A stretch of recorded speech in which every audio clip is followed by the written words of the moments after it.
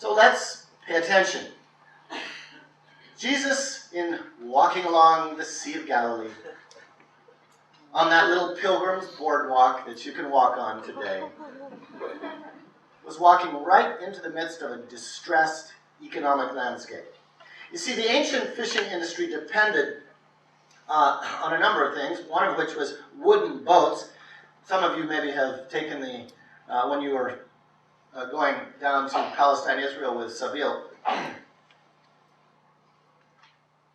when you're going down to see the Palestinian reality with Sabil, the Liberation Center based in Jerusalem. Emmanuel, you want to just raise your hand? We have the director of Friends of Sabil. Raise your hand, Emmanuel. Yes, he's the director of Sabil, Sweden. If you have questions, you want to know when the next group is going down. See it one more time, Emmanuel. Repetition is the key to pedagogy. So when you go on your next Sabil trip, you can visit this boat. It's a tourist attraction, although we're not supposed to really go because it's run by kibbutz. But anyway, it's a really interesting archaeological find because it's a boat that has been carbon dated to the exact time that Jesus would have been in this area, and it's interesting because it's a wooden boat that shows signs of having been patched 5 different times with 5 different kinds of wood, which means these were poor fishermen who were just trying to keep their leaky boat afloat. And Jesus might have actually been of some good because as a tekton, he could help repair boats. Imagine Jesus doing some honest work. Awesome. This is a map of the Sea of Galilee. And it's an interesting map because what you see in the turquoise, these were all harbors all around the sea. They've been excavated to a different degree. And most of the harbors were built by the Romans right around the time of Jesus. And that tells us that the Sea of Galilee was under economic colonization. You see, Peter and James and Andrew and them, they were peasant fishermen.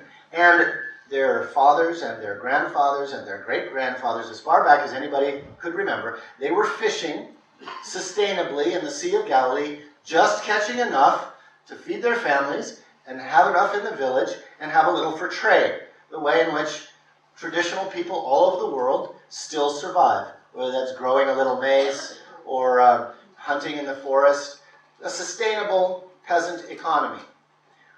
But right around the time that the gospel is talking about, Rome moves in.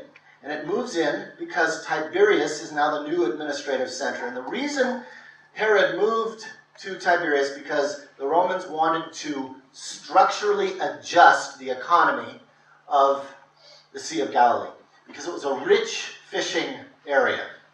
And what they wanted to do, see if you've seen this movie before. They wanted to come in and restructure the economy to extract the fish and use it for export. Have you seen that movie? It's a very old movie. It's in black and white.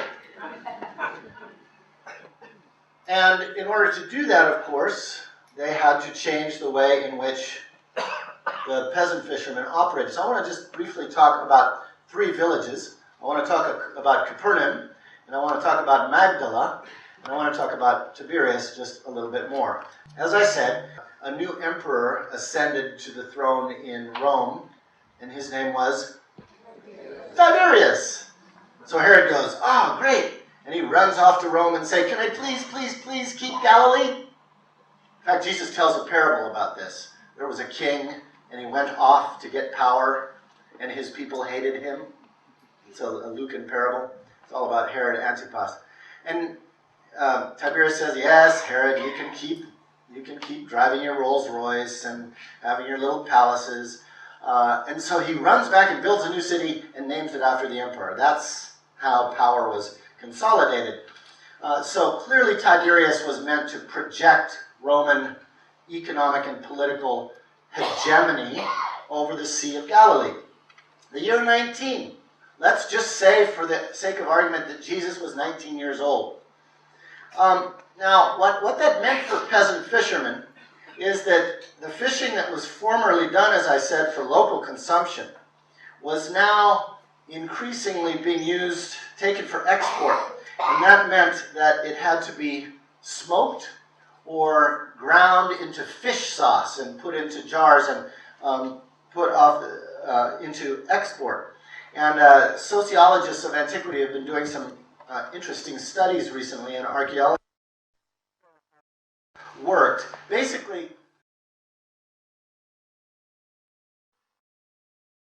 but now you need a license, right? You had to buy a license.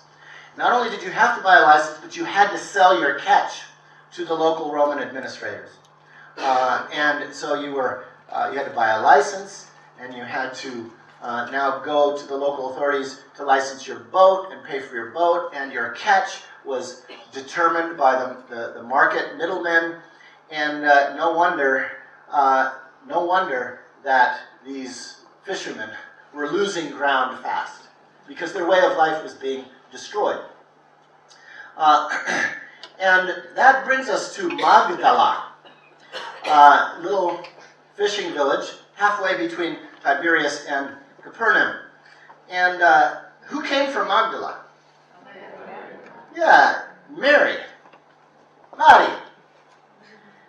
And some people aren't too sure about Mary. They think she might have been Jesus' girlfriend, or they think she might have been not too sure about her way of life. Here's what we can know for sure about Mary of Magdala. She was probably a refugee from the fish factories, because Magdala was formerly known as Tiberias in Greek, which means processed fishville. In other words, it was a fish factory town. And Mary was probably attracted to Jesus because word got out, here comes this organizer, and he's talking about an alternative society, and he's talking to us folk who are being oppressed by the imperial fishing industry. That's why Mary finds her way to Jesus from Fish Factoryville. And so everybody converges in Capernaum. It was a very strategic place. It was one of the bigger ports on the northwest side of the sea.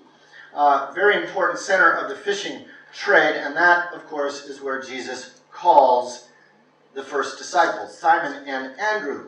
The fact that they're brothers would not have been a surprise, because in order to get a fishing license from the new regime, they didn't give out individual licenses. They only gave licenses to small cooperatives, usually run by families. And so it's no surprise that we have a family enterprise here working together. It was called a koinonoi. You've heard that term, koinonia. It was just a little family enterprise. And so we meet Simon and Andrew, and they're casting their nets. Well, again, just to be clear about the fact that we're not in Disneyland, there were three types of fishing employed by Galilean peasants. One was seine net casting, and some of this you'll remember from traditional Scandinavian fishing, where they put out the big net and draw it in. We actually have a parable in Matthew about that. The kingdom of heaven is like a net that was let down into the lake and caught all kinds of fish. And when it was full, the fishermen pulled it to the shore and sat down and sorted the fish. That's exactly what fishermen would have been doing in the first century, sorting the fish. But whereas before you sorted the fish according to what is kosher and what is not, now you're sorting the fish, 1 for Rome, 2 for Rome, 3 for Rome, 4 for Rome, 1 for the family, 5 for Rome, right? You're sorting the fish, and it's not working out for you. Another kind of fishing still done among peasant fishermen around the world, of course, is free net casting, and that's quite possibly what Simon and Andrew were doing. And then the fourth kind is the kind done usually at night, where you pull around the trammel net. Some of these nets were very complicated, so Simon and Andrew are casting their net, and then the next couple of fishermen are repairing their nets. In other words, Mark is trying to tell us that these aren't superheroes being recruited, and these aren't angelic beings. These are hard-pressed poor fishermen, and their world is crashing down on them. So at this moment, of all the people Jesus could have gone to recruit, Jesus goes to the people who were falling furthest down the ladder in the real world. There's a couple of interesting quotations in the literature of antiquity. One is from the Roman poet Cicero. You remember Cicero? He was one of the elite scholars from Oxford. And he wrote about life. And Cicero said, "The most shameful occupations are butchers, cooks, poultry farmermen, and fishermen." Those are shameful occupations. Now this is being written by someone who probably enjoys eating fish and chicken. You see the class despising? Or take a papyrus from Egypt around this same time. The fisherman, said the Egyptian witness, is more miserable than any other profession.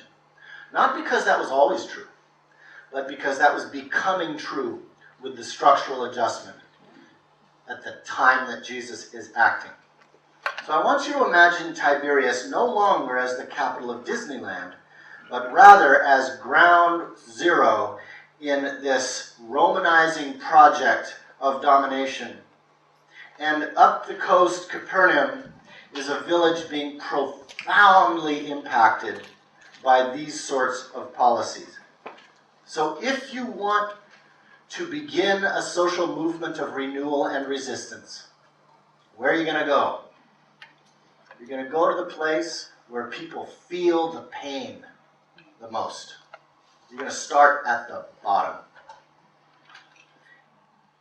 Just to try to use an analogy, which I think is sometimes helpful, if you're Gandhi, you're going to work with the poorest, and you're going to put your finger on an economic issue that everybody feels. So the turning point in Gandhi's career was the Salt March of 1930. And he took the issue of salt because salt was everywhere in India. People had been using salt for thousands of years. They gathered it on the salt flats and along the shore, and they traded. But the British Empire, to colonize India, suddenly said, "We own the salt, and now you have to import salt.